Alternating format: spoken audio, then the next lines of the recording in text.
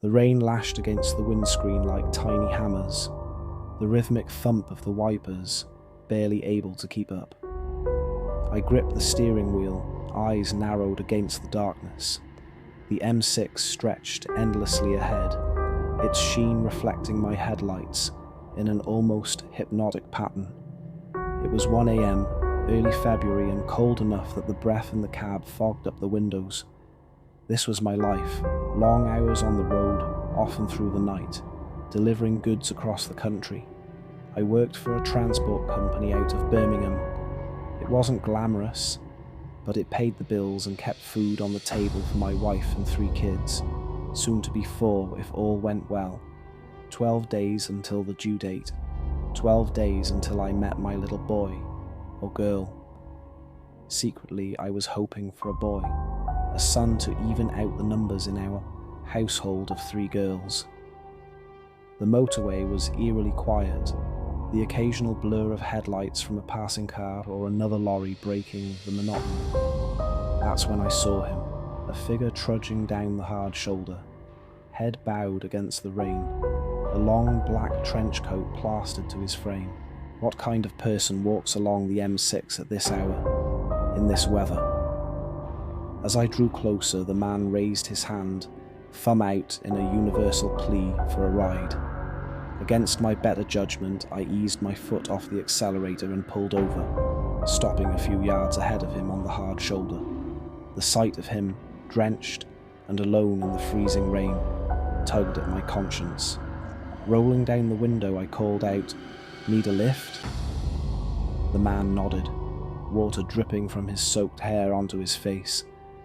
"To Stafford, if that's all right. Just need to get to town." "That's where I'm headed. Hop in." He climbed into the cab, dragging the smell of wet fabric and rain with him.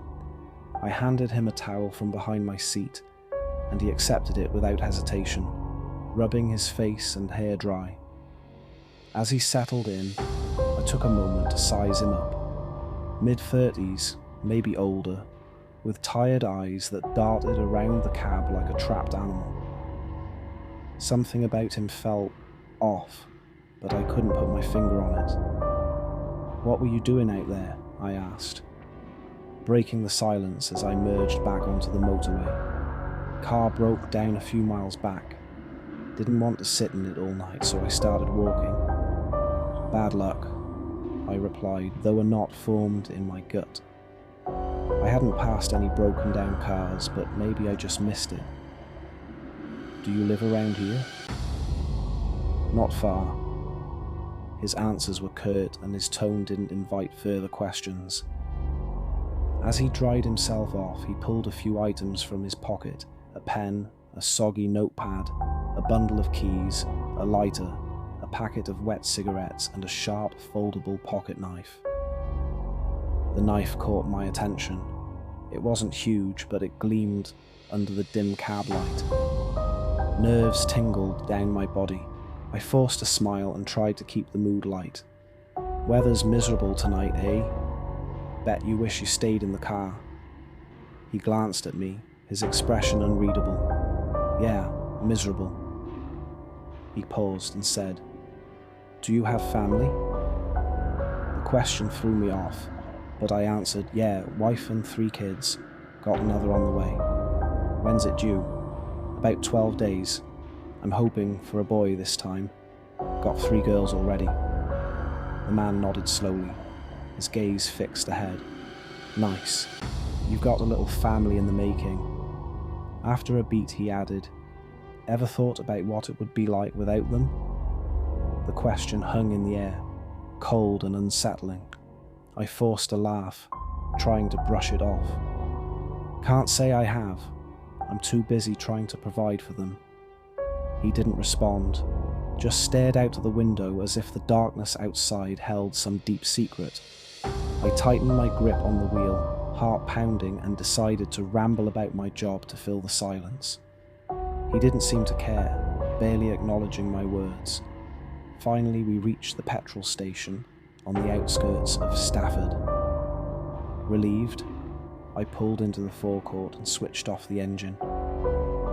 "Need to fill up and grab some snacks. "You can wait here if you want." He didn't reply, just gave me a faint nod. I stepped out, filled the tank and went into the shop.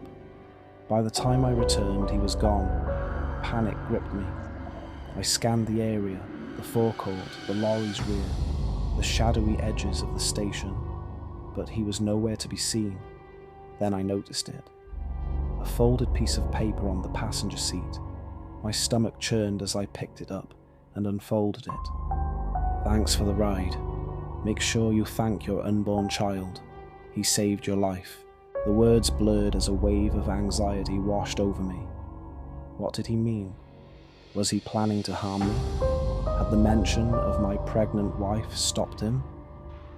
My mind raced with dark possibilities. Who was he? Why was he walking the motorway? Was he looking for a victim? I locked the doors, heart thudding in my chest, and sat there clutching the note. The thought of what could have happened, what almost happened, was too much. I couldn't shake the feeling that I'd come face to face with something malevolent, and fate stepped in. That night, as I drove the rest of the way to my drop-off point, I vowed never to pick up another hitchhiker. Whatever compassion I'd felt for that man had evaporated, replaced by a cold, gnawing fear. When I finally got home later that week, I hugged my wife and kids a little tighter. And when my son was born 12 days later, I couldn't help but feel he'd already been a guardian angel before he even arrived.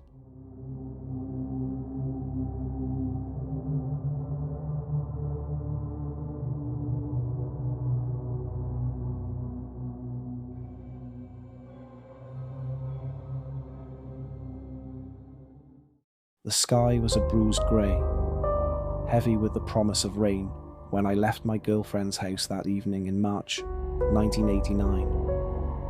The air was thick, the kind of damp that clings to your skin before a storm breaks.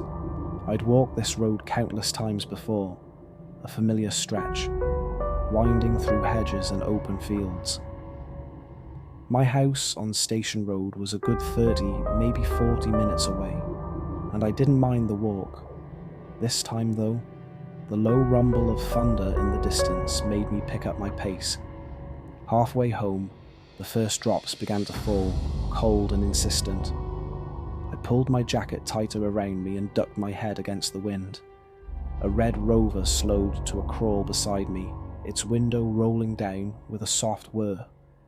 The man inside leaned over the passenger seat, his face shadowed but smiling. "Need a lift?" he asked, raising his voice over the rain. "This storm's going to get worse." I hesitated. I wasn't usually one to hitch a ride. My mum had drilled stranger danger into me since I was a kid. But the rain was coming down harder now, and the idea of walking the rest of the way soaked didn't appeal. He seemed harmless enough, an ordinary bloke in his late 40s with a kind face and a calm voice. "Sure, thanks," I said, pulling the door open and sliding into the passenger seat. The warmth of the car enveloped me as I buckled up. "Where you headed?" he asked, pulling back onto the road. "Station Road," I replied. "If you drop me on the edge of the street, that'd be great." He nodded, his hands steady on the wheel. "What are you doing out in this weather?" "Walking home from my girlfriend's," I said. "She lives just up the road." The man chuckled. "Walking, eh? Wouldn't it be easier if you drove?" "Yeah," I said, smiling sheepishly. "If only I could afford to." He nodded again, his eyes fixed on the road ahead. We drove in silence for a while, the rain hammering against the windscreen, the rhythmic thud of the wipers the only sound. But then I noticed something. We'd gone past the turning for Station Road. "You missed my turn," I said, my voice edged with confusion. The man didn't respond. He just kept driving, his expression unreadable. "You can just drop me here," I said, trying to keep my voice calm, though my chest tightened with unease. "This is fine." Again, no response. He reached over and pressed the button to lock the doors. The soft click was deafening in the confined space of the car.